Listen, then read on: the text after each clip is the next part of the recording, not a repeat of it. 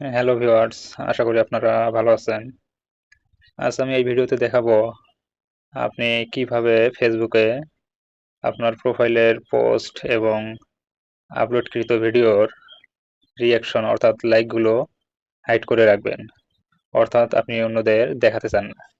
এমনকি অনেক content creator আছেন যারা ফেসবুকে আপলোড করেন, রিল আপলোড করেন, পোস্ট করেন, কিন্তু লাইক বা রিঅ্যাক্ট পান না। তো অনেকেই আছেন যে ইতস্তত বোধ করেন। ফলে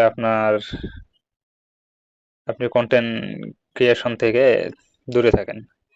তো আপনি এই দুটো অপশন চালু করে রাখলে আপনার পোস্টের বা আপলোডকৃত ভিডিওর রিঅ্যাকশন অর্থাৎ লাইকগুলো অন্য কেউ দেখতে পাবে না এবং আপনি নির্দ্বিধায় কাজ চালিয়ে যেতে পারেন।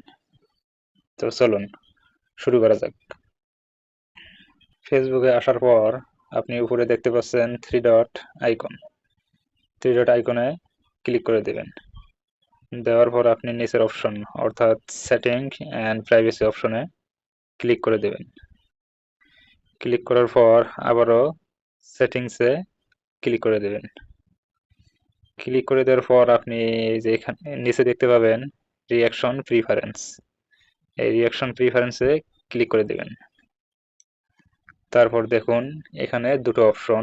তো প্রথম অপশনটি হলো on other people's post and reels, মানে আপনি অন্যের পোস্ট এবং রিলগুলোর রিয়াকশন অর্থাৎ রিয়েক্টগুলো লাইক এগুলো আপনি দেখতে চান না, সেহেতু আপনি এই অপশনটা চালু করে দেবেন, উপরের অপশনটি চালু করে দেবেন।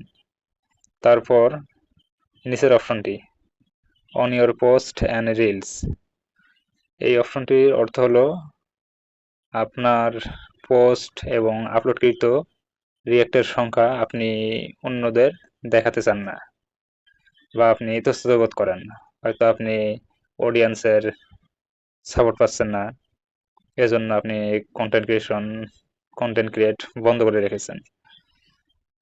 তো আপনি এই অপশনটা চালু করে দিবেন।